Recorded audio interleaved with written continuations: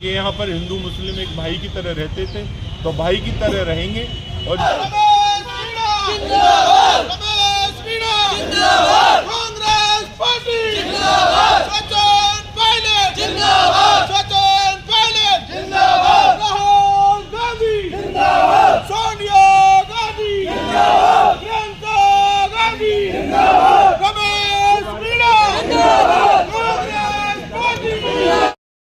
ज्ञापन देने आए हो, क्या मांग है जिनको लिखी जाए?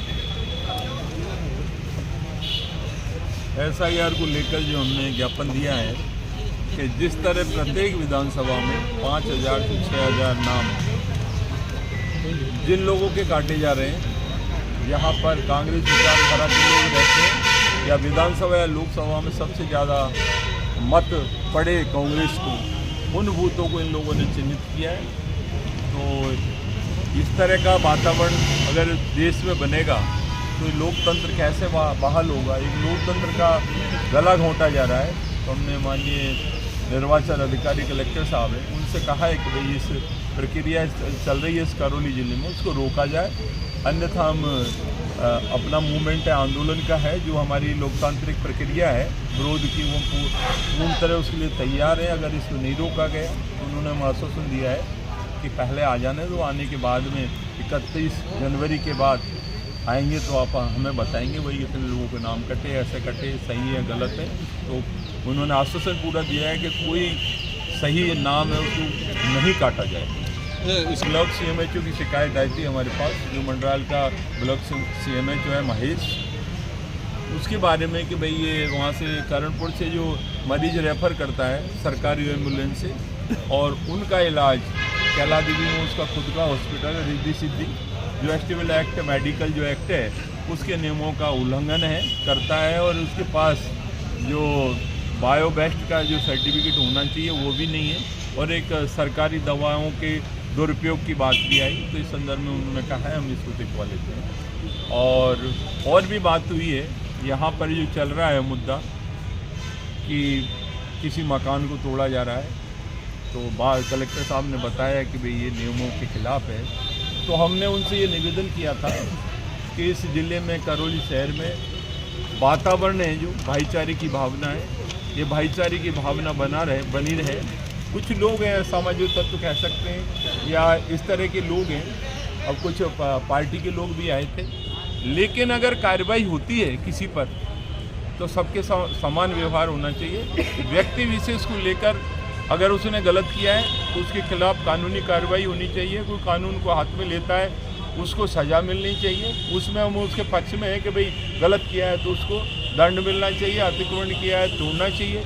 लेकिन ऐसे अतिक्रमण इस करौली शहर में 50 हैं, उन पर भी कार्रवाई होनी चाहिए। आप लोग जानते हैं कि कहाँ पर किसको किन लोगों ने कहाँ पर बना रखा है, सरकारी भूमि पर कहाँ पर कब्जा किया हुआ है, कहाँ पर बिल्डिंग लाइन का लॉज का वो अतिक्रमण किया है। तो वो सारी चीज़ें होनी चाहिए। हमने कहा है कि 1-2 दिन में उनको कहा है कि हम देख रहे हैं, इसको भी देख रहे हैं, उन चीज़ों को भी देख रहे हैं। उसके बाद 2-3 दिन का टाइम हमें मिल जाएगा, उनकी बातों से हम संतुष्ट हो जाएंगे। जो हमारी चर्चा हुई है तो ठीक है, अदरवाइज नहीं तो हम 2-3 दिन बाद यहाँ कलेक्ट्रेट के सामने धरने का कार्यक्रम रखा है। और हमारा मकसद है, इसमें कोई राजनीति नहीं करना है। हम चाहते हैं कि यहाँ पर हिंदू मुस्लिम एक भाई की तरह रहते थे, तो भाई की तरह रहेंगे।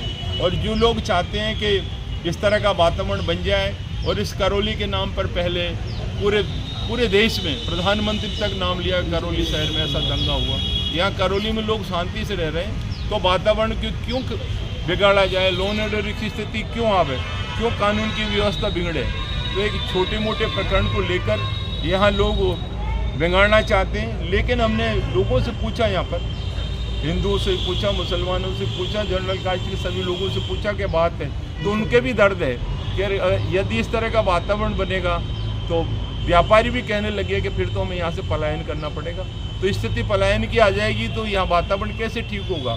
तो इस वातावरण को ठीक करने की जिम्मेदारी प्रत्येक आदमी की है, चाहे पत्रकार हो, चाहे जनप्रतिनिधि हो, चाहे अधिकारी हो, कर्मचारी हो, सबकी जिम्मेदारी बनती है। और इसमें एक बात और कहना चाहता हूँ मैं, जो प्रक्रिया चल रही है मकान तोड़ने की, तो इस मकान तोड़ने के लिए पट्टा किन अधिकारियों ने बनाया?